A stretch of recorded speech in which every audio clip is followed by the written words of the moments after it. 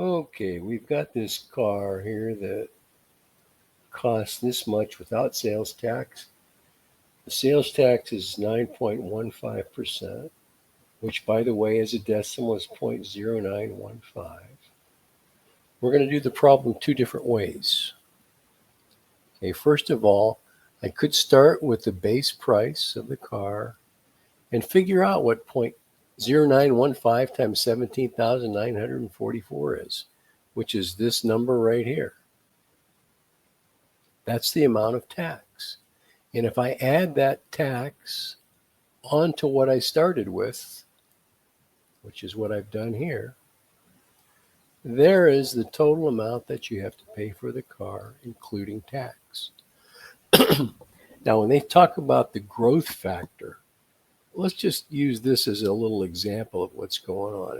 If I had to do this calculation, 12 plus 5 times 12, you'd get an answer of 12 plus 60 or 72. But here's another way to do it. There's two terms here. Each term happens to have a factor of 12. So I can factor out that 12. It's the distributive property in reverse. And get 12 times the quantity, 1 plus 5. In other words, if I divide this term by 12, I just get a 1.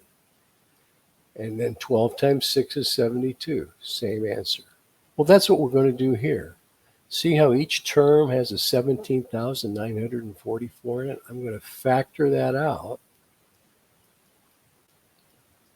And what's left inside the parentheses? Well, from this term, there's just going to be a 1. And from this term, there's going to be a 0.0915, which when I add those two terms together, I get 1.0915. So another way to do this problem is just to multiply this growth factor times the original amount. We'll get the same answer. There it is on board 2. Growth factor times 17,944 gives me that. So whenever you have a quantity that's increasing by a certain percentage, you can do it that way. So let's say I had $10,000 in the bank and it earns interest at a rate of 6% per year.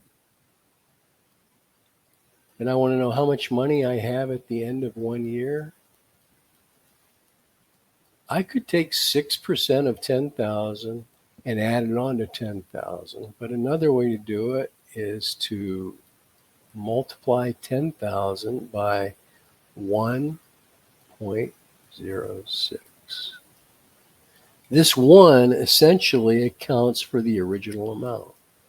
And the 0.06 accounts for the amount of tax or the amount of interest, whatever it is. So 10,000 times 1.06 would just move the decimal point 4 places to the right. So 10600, 10,600.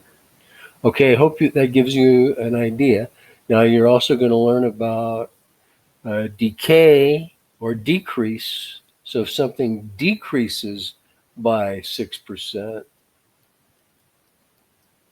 you would subtract 10,000 times 0.06. And if you followed the pattern, 10,000 factors out, what's left in the parentheses is 1 minus 0.06, which is 10,000 times 0.94.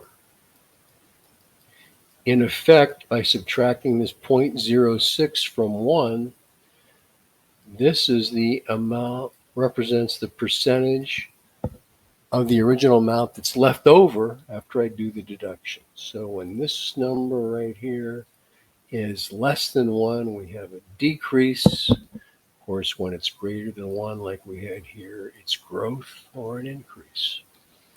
Okay, so hopefully that gives you a heads up for future problems. There you go.